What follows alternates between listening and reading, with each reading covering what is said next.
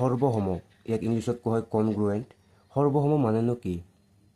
সৰ্বসম আছিল দুটা নক্সা বা চিত্ৰ সৰ্বসম বুলি কোৱা হয় যদি সিহঁতৰ আকাৰ আৰু আকৃতি একে হয়। অৰ্থাৎ আমাক যিকোনো দুটা নক্সা বা দুটা চিত্ৰ দিয়া আছে, আমি সেই চিত্ৰ দুটা কেতিয়া সৰ্বসম বুলি ক'ম?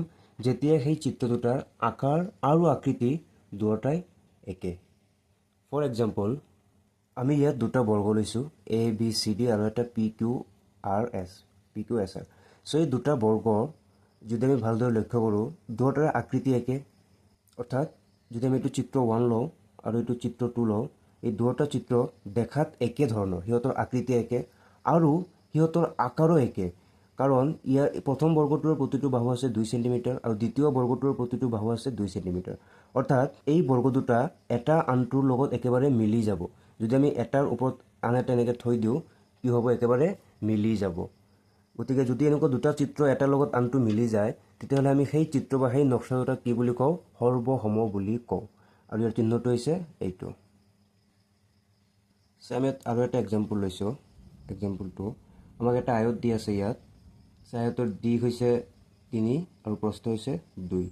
আমাক ইয়াত আৰু এটা আয়ত দি আছে, ইয়াৰ দিশ হৈছে 4 আৰু প্ৰস্থ হৈছে 2। এইটো ABCD আৰু এইটো হৈছে PQRS। এতিয়া এই আয়ত দুটা সৰ্বসম নহয়। কিয় সৰ্বসম নহয়? কাৰণ যদিও সিহঁতৰ আকৃতি একে, দেখিবলৈ একে, কিন্তু সিহঁতৰ আকাৰ একে নহয়। প্ৰথমটো হৈছে অলপ সৰু আৰু দ্বিতীয়টো হৈছে অলপ ডাঙৰ। গতিকে আকাৰ বেলেগ বেলেগ, আৰু যদি আকাৰ বেলেগ হয় তেতিয়াহ'লে আমি কি ক'ম? দে আৰ নট কনগ্ৰুৱেণ্ট। সিহঁত সৰ্বসম নহয়, কাৰণ এই দুটা আয়ত এটাৰ ওপৰত আনটো মিলি নাযাব। আফটাৰ কনগ্ৰুৱেণ্ট, সৰ্বসমৰ পিছত আমি জানিব লাগিব সদৃশ। সদৃশ মানেনো কি? ইয়াক ইংলিছত কোৱা হয় চিমিলাৰ। আমি যিদৰে শিকিছিলোঁ যে সৰ্বসম হ'বলৈ হ'লে আকাৰ আৰু আকৃতি দুয়োটা একে হ'ব লাগিব, কিন্তু সদৃশ হ'বলৈ হ'লে কেৱল আকৃতি একে হ'লেই হ'ব, আকাৰ একে হোৱাটো প্ৰয়োজনীয় নহয়। আই হেভ ৰিটেন, দুটা চিত্ৰৰ যদি আকৃতি একে, আকাৰ একে হোৱাটো প্ৰয়োজনীয় নহয়, তেনেহ'লে সিহঁত সদৃশ। সদৃশ হ'বলৈ হ'লে কি হ'ব লাগিব? কেৱল চিত্ৰ দুটা বা নক্সা দুটা একে আকৃতি হ'ব লাগিব, দেখাত একে ধৰণৰ হ'ব লাগিব। একে ধৰণৰ হ'লেই সেই নক্সা দুটা কি হ'ব? সদৃশ হ'ব।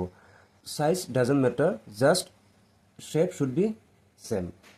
ফৰ এক্সাম্পল, যিকোনো দুটা বৃত্ত, এটা বৃত্ত লৈছোঁ যাৰ ব্যাসাৰ্ধ হৈছে 2 চেণ্টিমিটাৰ আৰু এটা বৃত্ত লৈছোঁ যাৰ ব্যাসাৰ্ধ হৈছে 3 চেণ্টিমিটাৰ।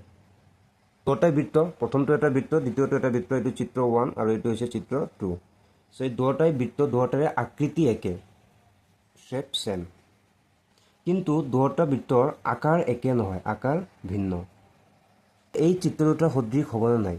যিহেতু দুটা চিত্ৰৰে আকৃতি একে, গতিকে এই চিত্ৰ দুটা কি হ'ব? সদৃশ। এইটো হৈছে সদৃশৰ চিহ্ন। অৰ্থাৎ যেতিয়া আমি সদৃশ আলোচনা কৰিম, তেতিয়াহ'লে আকাৰ কি হওক ডাজন্ট মেটাৰ। সৰু হ'ব পাৰে, ডাঙৰ হ'ব পাৰে, এটা একেবাৰে সৰু হ'ব পাৰে আৰু এটা একেবাৰে ডাঙৰ হ'ব পাৰে, কিন্তু যদি সিহঁতৰ আকৃতি একে হয়, দেখাত একে হয়, তেতিয়াহ'লে সেই নক্সা দুটা বা সেই চিত্ৰ দুটা কি হ'ব? সদৃশ হ'ব। যিকোনো দুটা বৰ্গ, এটা বৰ্গ আছে যাৰ বাহু হৈছে 2, আৰু এটা বৰ্গ আছে যাৰ বাহু হৈছে 3। এটা বৰ্গ হৈছে যাৰ বাহু হৈছে 2 চেণ্টিমিটাৰ আৰু এটা বৰ্গ যাৰ বাহু হৈছে 3 চেণ্টিমিটাৰ। যদিও সিহঁতৰ আকাৰ ভিন্ন, আকাৰ একে নহয়, কিন্তু যিহেতু আকৃতি একে, গতিকে এই বৰ্গ দুটা কি হ'ব? সদৃশ হ'ব। গতিকে এনেকুৱা যিমান বৰ্গ আছে, আটাইবোৰ বৰ্গই কি হ'ব? সদৃশ হ'ব। ঠিক একেদৰে আটাইবোৰ বৃত্ত কি হ'ব? সদৃশ হ'ব।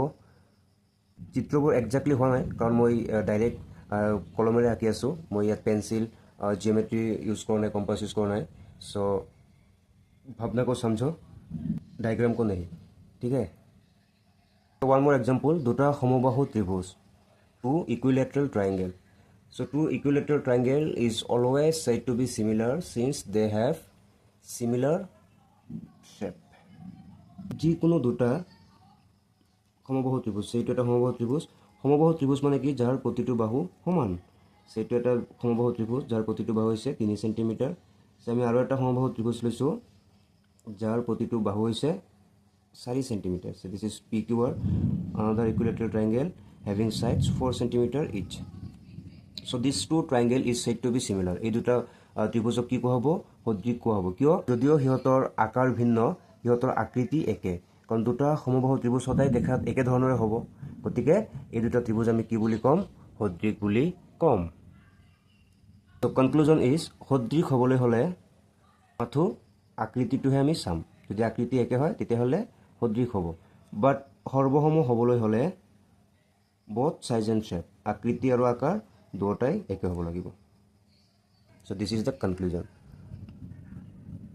to be similar just shape should be same but to be congruent both size and shape should be equal and same so now there is a question for you eta britto aru eta tribhuj সদৃশ হ'বনে so আমাক দিয়া আছে যে এটা বৃত্ত আৰু এটা ত্ৰিভুজ এই নকশা দুটা এই চিত্ৰ দুটা সদৃশ হ'বনে so our answer will be they are never similar এইবোৰ কেতিয়াও সদৃশ নহয় কিয় নহয় কাৰণ ইহঁতৰ আকৃতিয়ে বেলেগ বেলেগ বৃত্তৰ আকৃতি বেলেগ আৰু ত্ৰিভুজৰ আকৃতি বেলেগ যদি আকৃতি একে নহয় তেতিয়াহ'লে সদৃশৰ কোনো প্ৰশ্ন ইয়াত নাহে সৰ্বসমতো নহবই কাৰণ সৰ্বসম হ'বলৈ হ'লে দুটাই সেম হ'ব লাগিব বাট এই দুটা সদৃশ নহয় কাৰণ ইহঁতৰ আকৃতি বেলেগ one more question তলৰ বহুভুজ দুটা সদৃশ হয়নে আমাক ইয়াত দুটা বহুভুজ দি আছে a b c d আৰু p q r s we need to say whether they are similar or not আমি ক'ব লাগে যে ইহঁত সদৃশ হ'ব নে নাই সো এনেকুৱা এই ধৰণৰ যদি দুটা বহুভুজ আমাক দিয়া থাকে we can't say it by looking after it আমি এইটো এবাৰ চাই আমি ক'ব নোৱাৰোঁ যে এইটো সদৃশ হ'ব নে